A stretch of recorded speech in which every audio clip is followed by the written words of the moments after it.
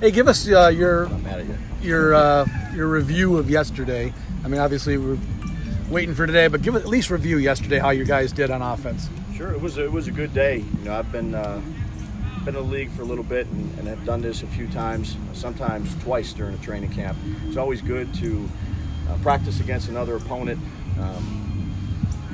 get different looks. You compete against different talent and different players. You know, I thought, give credit to Carolina too. They came out here and we practiced the right way. We got a lot out of it. It was good practice. What are you looking for after seeing what Josh did yesterday? What do you want to see today in him?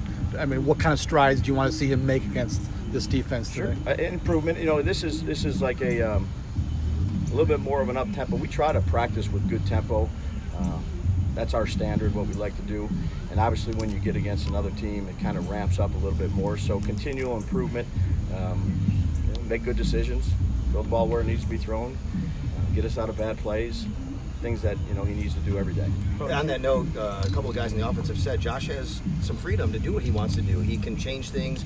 He kind of can set things. Is that something you planned on giving him from the beginning? Is that he evolved because of what you've seen from him? Josh is a smart player. He has a good grasp of what we want to do, and if I give him a bad call or there's a bad look on defense, he has the freedom to get out of those things. With respect to the O-line, I know Mitch still isn't back as a part of the equation yet here, but it looks like you've kind of whittled your list down to guys that are being considered for the top group. Would you say you're down to maybe 6 or 7 guys at this point in time for the top group? Or I think it's still a fluid situation. I think you try to get as much continuity as you can, and whether Cody's playing guard or tackle and Ty's in there. It's a good competitive situation that we have right now, and there's a long way to go. Got a lot of work to be done. So we're going to continue to mix and match guys, and the cream will always rise to the top. What have you seen with John Feliciano at center so far? Tough. He's a tough guy. He's smart. He's been a really good addition. Has position flexibility where he can play guard, but has done a really nice job for us at center.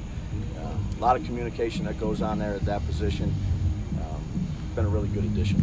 Some of the younger receivers have commented on how John Brown has really kind of helped them with some of the route running techniques, and then even in the room. I know you've been floating around a little bit more than maybe you did last year in the rooms.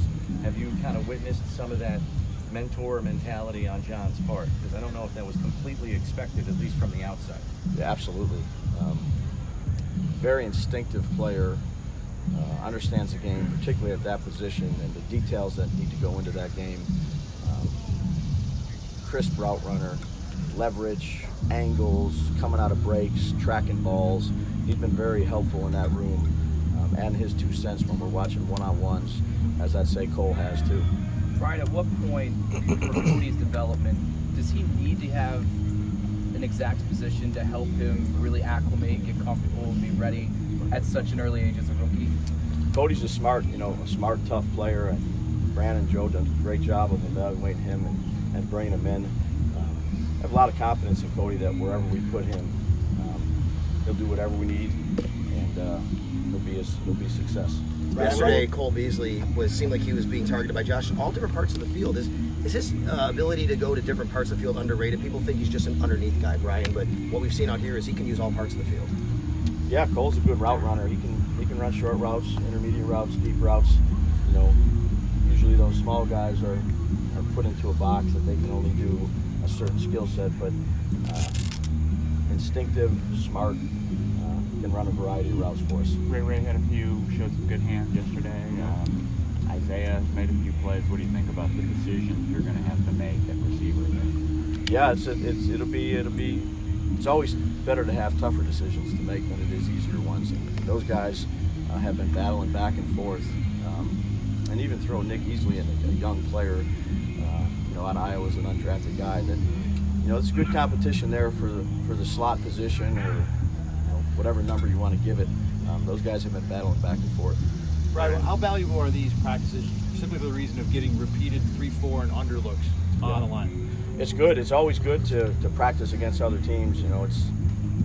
it's not a preseason game, but it's almost like a preseason game. And these practices they're very competitive. It's not live, but you're getting good thud tempo.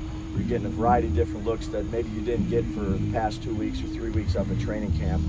So the communication process is it's very important.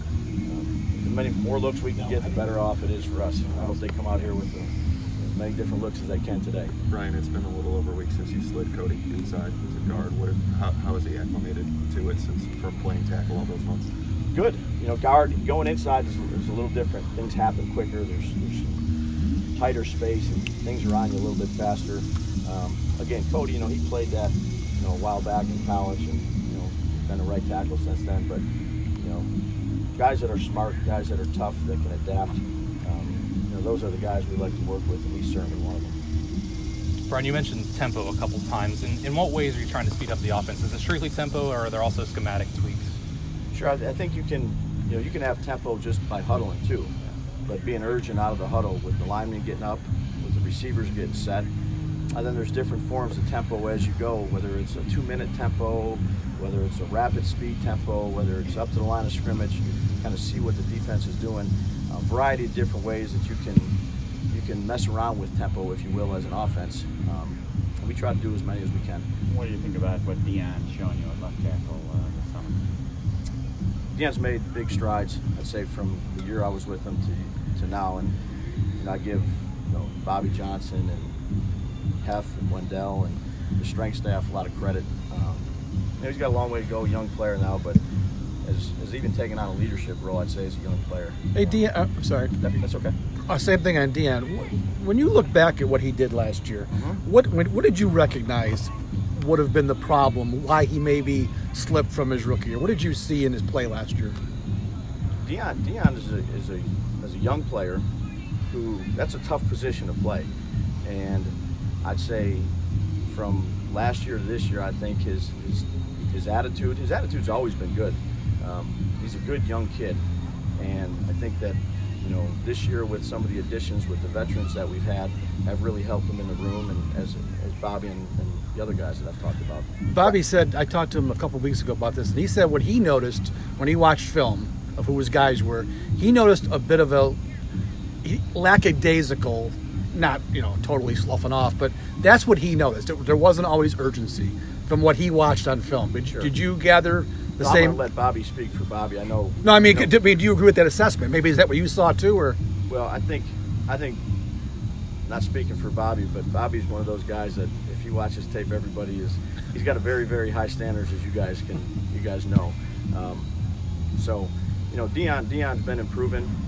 I'm happy with where he's at. We still got a ways to go, but he's done a good job in camp. Especially with all the tight end injuries, it seems like you've used Patrick DeMarco in a variety of ways. He's kind of been a little Swiss Army knife out there for you. Can you kind of just speak to his position versatility as well, Coach? Sure, smart, played the game a long time. You can put him in a variety of places. He's good to have.